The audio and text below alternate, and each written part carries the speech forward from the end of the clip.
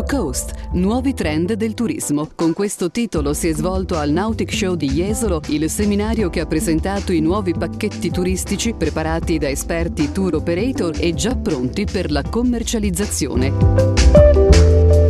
La conferenza, che si è tenuta a bordo del galeone Jolly Roger, ha evidenziato le nuove tendenze di un turismo che chiede di scoprire il territorio approdandovi dall'acqua. Il progetto Coast to Coast ha l'obiettivo di valorizzare l'offerta turistica nelle zone comprese tra il Delta del Po e la Slovenia, promuovendone gli aspetti ambientali, culturali ed economici, come ha dichiarato il presidente della provincia di Rovigo e del Parco regionale del Delta del Po, Federico Saccardin. Il Parco del Delta del Po e la provincia di Rovigo, insieme con la provincia di Venezia, hanno messo a punto questo progetto straordinario che guarda alla nostra storia e ai nostri luoghi per promuovere il turismo fondato sull'acqua, che è l'elemento caratteristico di questi nostri luoghi, di queste nostre località.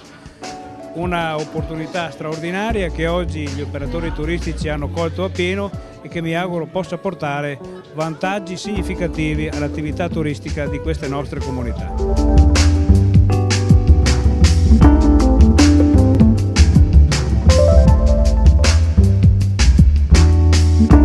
Tra i numerosi percorsi fluviali possibili si sono ricordati l'itinerario da Caorle a Porto Gruaro, l'oasi naturale tra Jesolo e Caorle e la navigazione lungo il Delta del Po. Il piano è finanziato dal programma di iniziativa comunitaria Interreg Italia-Slovenia. Non riguarda solo la provincia di Venezia, ma tutta la costa veneta. Si propone di sostenere gli aspetti storici, ambientali, culturali dei luoghi, mettendo in evidenza le antiche relazioni delle popolazioni con i corsi d'acqua e di promuovere vacanze alternative legate al turismo fluviale che rivitalizzano il territorio e portano indotto economico.